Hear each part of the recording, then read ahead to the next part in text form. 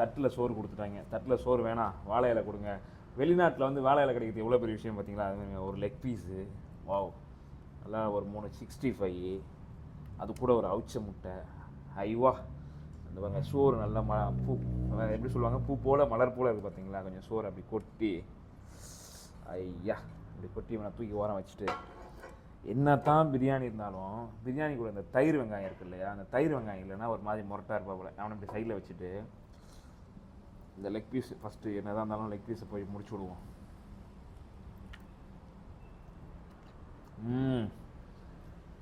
மசாலா நல்லா ஊறி பஞ்சு மாதிரி இருக்குது. ஸோ இப்போ கொஞ்சம் தயிர் வெங்காயத்தை ஊற்றி இப்படி ஒரு ரவுண்டு விடுவோம்.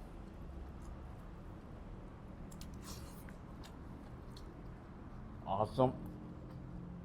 இவ்வளோ நேரம் வெயிட் பண்ணி சாப்பிட்றதுக்கு லேட் ஆகிடுச்சு, இருந்தாலும் இவ்வளோ நேரம் வெயிட் பண்ணி சாப்பிட்றதுக்கு சொல்லணும். அவங்கள லைட்டாக ஒரு அப்பளத்தை, அப்புறம் டேஸ்ட்டுமே அல்டிமேட் தான். 65லாம் பார்த்தீங்கன்னா அவ்வளோ டெண்டராக இருக்குது, ஒரு சூஸி டெண்டர். இது பக்கோடா கிடையாது, 65. உங்களுக்கு பக்கோடா வேணாலும் இங்கே இருக்குது, வந்து சாப்பிடுங்க. தரமான ஃபுட்டு. இங்கே வாங்க. அப்படியே இவன் என்ன பண்ணோம், இந்த புட்டுலாம் சாப்பிட்டா மனசு ஆறாது. அப்படி ஒரு கடி, கொஞ்சம் மழை சோறு, அப்படி தான் இருக்கும். என்னடா பிரியாணி எல்லாம் சாப்பிட்றேன், அதுக்கு ஏன்டா இவ்வளோ பில்டப்னா, இந்த மாதிரி பிரியாணியும் வாழ்றது வேறு எதுவும் சொல்கிறதுக்கு இல்லை. இருந்தாலும் நான் பார்க்குறேன், நான் சாப்பிட்றத வேறு அங்கே ஒருத்தர் கண் வச்சுட்ருக்காரு. நீங்கள் கண் வைங்க, காது வைங்க, இல்லை கால் வைங்க, நான் ஜோத்தை தின்றேன். அதை பசி தாங்க நமக்கு.